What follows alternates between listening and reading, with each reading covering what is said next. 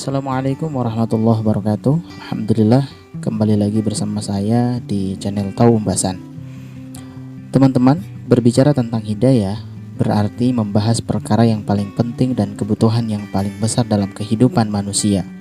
Betapa tidak, hidayah adalah sebab utama keselamatan dan kebaikan hidup manusia di dunia dan di akhirat.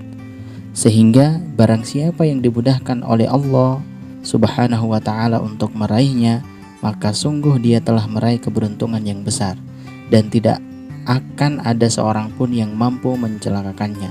Allah Subhanahu wa ta'ala berfirman, "May yahdihillahu fahuwal muhtadi, wa may yudlil faulaika humul khasirun." Yang artinya, barang siapa yang diberi petunjuk oleh Allah, maka dialah yang mendapat petunjuk, dan barang siapa yang disesatkan Allah, maka merekalah orang-orang yang merugi. Quran Surah Al-A'raf ayat 178. Ada kisah menarik teman-teman tentang datangnya hidayah kepada seseorang.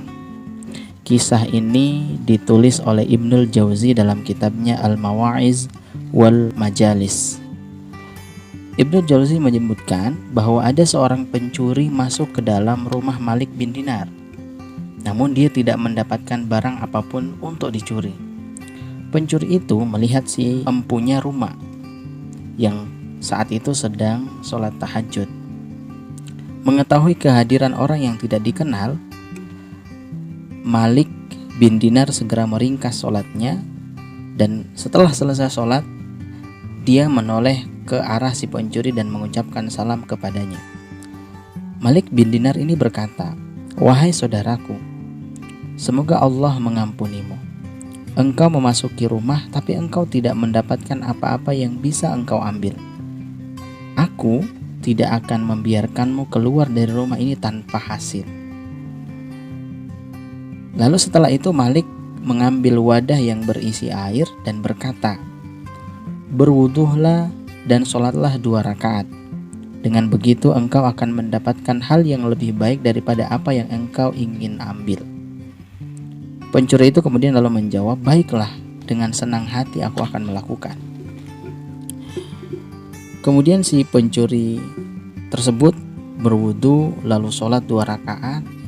Setelah selesai sholat, kemudian si pencuri itu berkata kepada Malik bin Dinar, "Wahai Malik, apakah engkau keberatan jika aku menambah sholat 2 rakaat lagi?" Malik bin Dinar kemudian segera menjawab, "Sholatlah sebanyak yang ditakdirkan Allah padamu." Si pencuri kemudian terus-menerus sholat hingga datang waktu subuh. Malik lalu berkata kepadanya, "Sekarang pulanglah dalam keadaan bahagia." Namun si pencuri justru berkata, "Apakah engkau berkenan jika aku tetap tinggal bersamamu di sini pada hari ini? Karena aku telah berniat untuk berpuasa."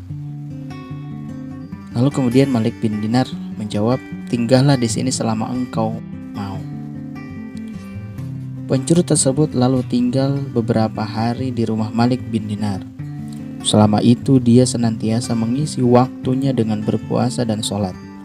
Saat memutuskan untuk pulang, dia berkata, "Aku telah bertekad untuk bertaubat."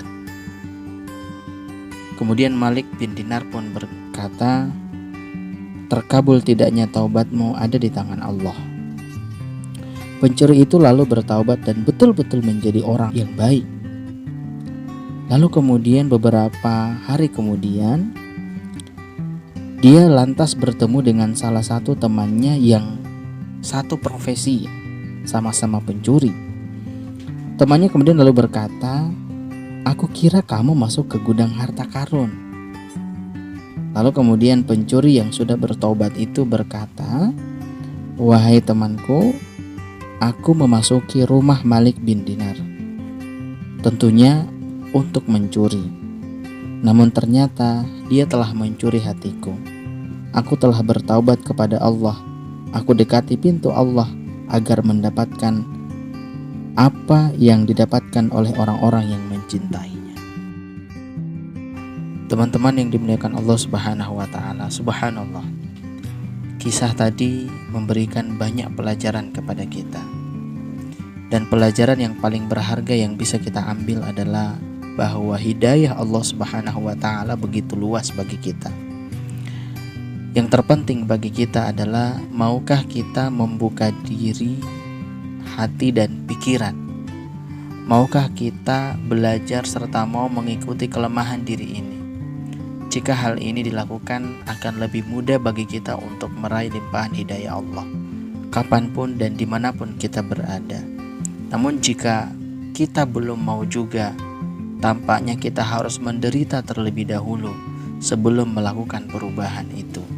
Biasanya penderitaan efektif mengubah seseorang.